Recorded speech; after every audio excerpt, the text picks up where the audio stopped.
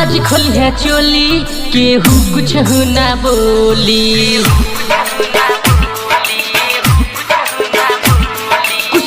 आज खोली है चोली केहू कुछ ना बोली। नाचेलू जोबन हिला के आवन लगे टोली। आज खोली है चोली केहू कुछ ना बोली। आज खोली है चोली केहू कुछ ना बोली। नाचेलू जोबन हिला के आवन लगे टोली। आज खोली है चोली केहू कुछ ना बोली।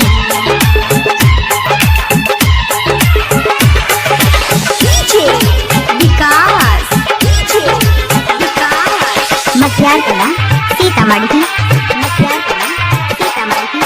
गोरे गोरे गाल पर जनी गुमान हो। खली जाई जवानी रही न ऊंची खाल हो।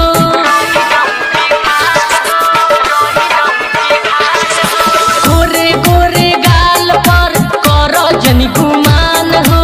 खली जाई जवानी रही न ऊंची खाल हो। अखिया के गजरा कराइया जू झगड़ा बची के तुरई है ये गोरी। आज खोली है चोली केहू कुछ ना बोली।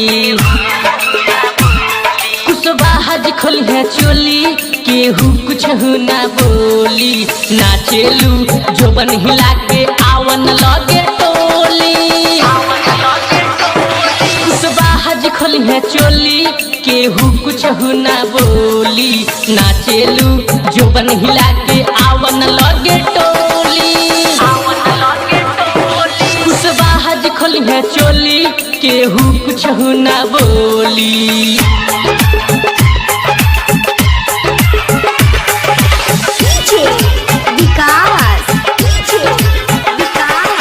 मटियार कला सीतामढ़ी। थोड़ी तोरे देख के पान सब पगलाइल। लइका सयान के छोड़ा बूढ़ो भी चाहे खाइल। थोड़ी तोरे देख के पान सब पगलाइल। लइका सयान के छोड़ा बूढ़ो भी चाहे खाइल। राज भी बाटे हयाइल। आजू न तो है के छोड़ी। आज खोली है चोली केहू कुछ ना बोली। आज खोली है चोली केहू कुछ ना बोली। नाचेलू जोबन हिला के आवन लगे टोली। आज खोली है चोली केहू कुछ ना बोली। नाचेलू जोबन हिला के आवन लगे टोली। आज खोली है चोली केहू कुछ ना बोली।